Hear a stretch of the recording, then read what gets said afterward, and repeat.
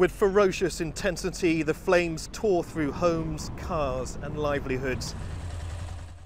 And the wildfires quickly turned deadly. Locked in a final embrace, dozens of bodies discovered in the popular seaside village of Mati, east of Athens. Families had huddled together for safety, but found no escape.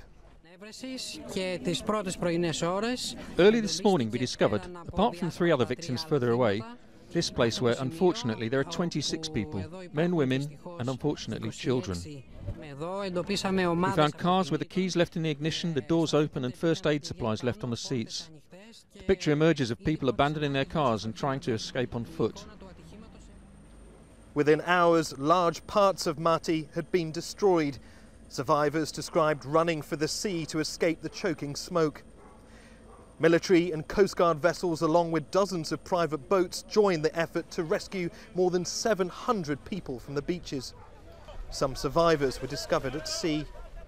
Here in the resort town of Mati, nearly every block, nearly every street, there are signs of devastation like this. Charred cars line the streets. The fire was so intense here, it's even melted the metal on some of these vehicles. And some locals have returned to inspect what's left of their properties. Nearly every 4th or 5th house here seems to have almost been completely destroyed. But where do you begin thinking about rebuilding? And as emergency crews supported by the military go from house to house, and as coastguards inspect the seas, the fear is the death toll could rise too.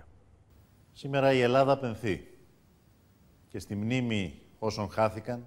Today, Greece is mourning, and in memory of those who perished, we are declaring 3 days of national mourning.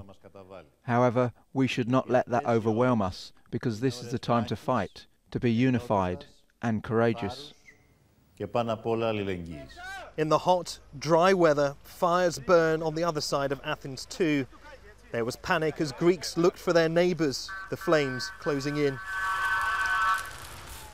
This is Kineta, a coastal town an hour's drive west of the capital. Fire crews tried to limit the destruction, but it was out of their control. An appeal for international help has resulted in additional resources being dispatched from Spain and Cyprus to deal with the worst wildfires in more than a decade. In 2007, more than 80 people were killed as fires raged across the country for days. This year, a dry winter has again caused tinderbox conditions, with 100-kilometre-an-hour winds fanning the flames.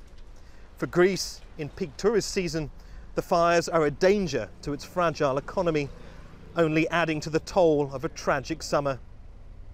Neave, Al Jazeera, Mati, east of Athens.